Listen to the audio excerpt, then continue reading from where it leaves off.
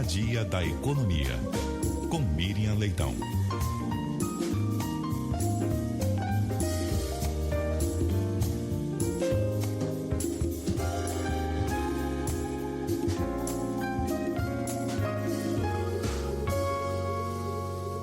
E aí, Miriam?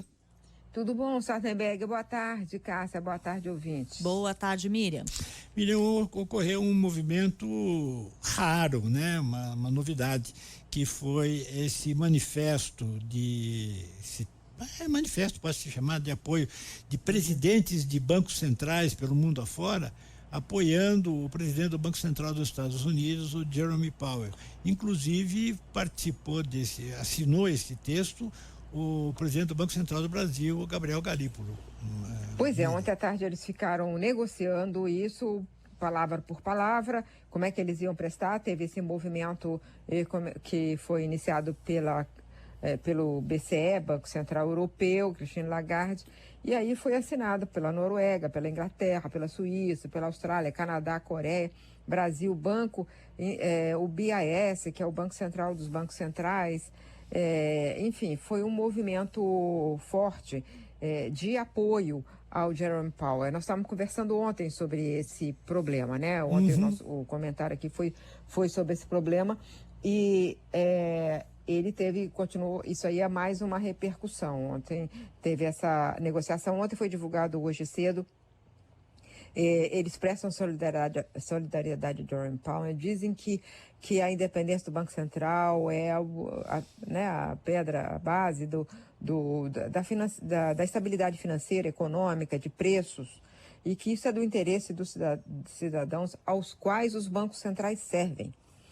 E aí falam que isso também está ligado à democracia, ao império da lei e tal, e fazem elogios ao próprio Jerome Powell.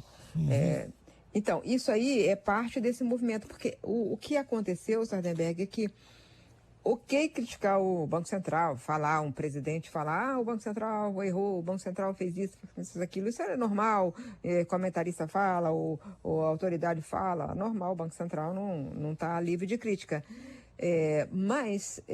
E aí o cara foi muito além da crítica. Primeiro ele começou a ofender, né? Ok, mas até aí tudo bem. Ele mesmo, o próprio Powell, estava vendo, acompanhando, mas tentando se desviar, né? Até uma matéria que eu li no New York Times é isso. Primeiro ele tentou se desviar, mas ele mudou totalmente de forma de reação quando veio essa ameaça de um processo criminal contra ele. E aí ele resolveu falar de maneira objetiva e direta. Falou, olha, não é por causa da reforma no prédio do Fed, é porque eu não estou fazendo a vontade do presidente. E na política monetária, porque eu acho que a política monetária tem que ser, a decisão tem que ser tomada com base nos fundamentos, na técnica, nas evidências e no que a gente acha que é do interesse público, que é a estabilidade monetária e financeira. E aí, ele, ao falar de forma serena, mas muito objetiva, ele acabou mobilizando todas essas forças, né? Então, ontem eu comentei aqui dos ex-presidentes do Banco Central, ex-secretários do Tesouro, que o apoiaram, e agora aconteceu esse novo desdobramento, que é um apoio internacional a ele, né? É um grupo muito grande de países, o Brasil envolvido, o Brasil dentro desse grupo, falando que ele tem que ter o direito de fazer o trabalho como ele acha tecnicamente que deve ser feito. Claro que toda decisão de política monetária é uma decisão colegiada, mas o presidente sempre tem um papel muito importante de liderança. E ele vai sair em maio. E a qualquer momento eles vão anunciar o novo presidente. Então, está todo mundo olhando um pouco com apreensão, né? Quem que ele vai colocar no lugar, já que ele declarou guerra ao Banco Central. Tentou demitir uma diretora, levantou acusação contra ela e depois ofendeu, chamou de mula o presidente do Banco Central e agora iniciou um processo contra ele, criminal. Então aí realmente complicado. E tem um ponto curioso nessa história, Miriam, que eu estava lendo aqui também, é que o Jerome Powell, ele deixa de ser presidente, mas ele tem um mandato de diretor do Banco Central por mais 2 anos. Pois é, ele mesmo no discurso lá na fala dele, eu até achei eu fiquei surpresa quando ele falou assim, eu já servi a 4 presidentes. Pensei, que 4 presidentes? Porque ele é presidente indicado pelo Trump. Aí foi o Trump, o Joe Biden, agora de novo o Trump. Mas é porque ele já era, já tinha mandato de governador, como ele chama, né? De integrante do conselho do banco. E de 14 anos, o mandato é de 14 anos. E aí ele foi elevado a presidente, né? Exato.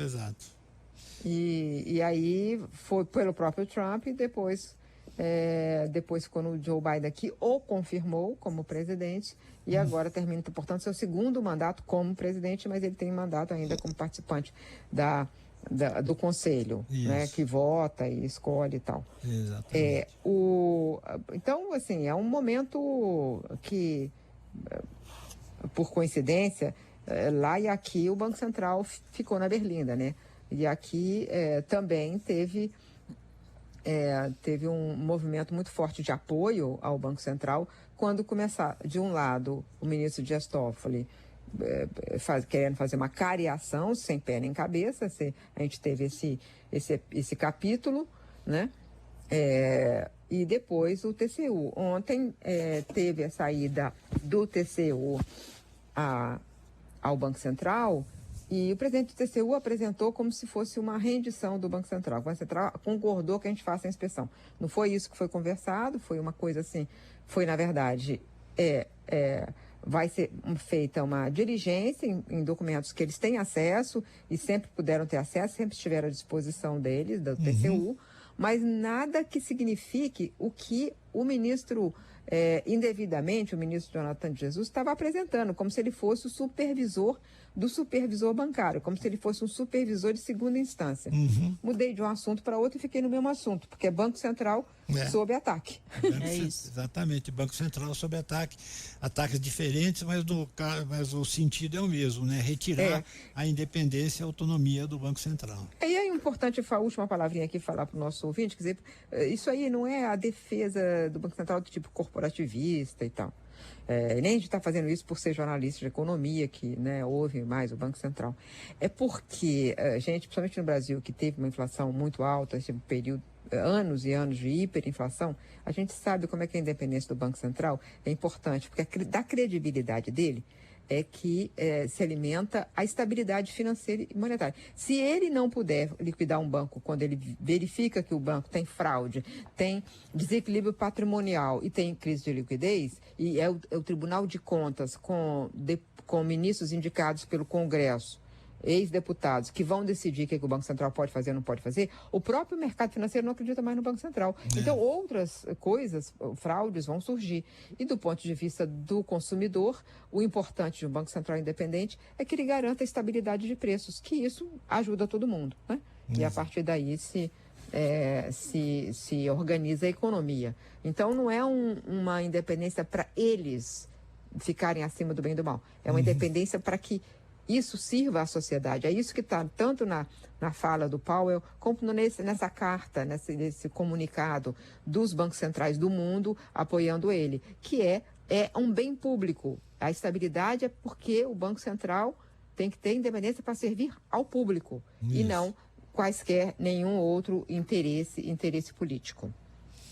Estourei legal o meu comentário hoje. Agora vocês que lutem, 2 minutos e meio a mais. A gente tira dos outros comentaristas, fica tranquilo. Fala baixo, não fala alto assim para eles escutarem. Obrigado, Miriam. Até amanhã. Até mais. Até amanhã.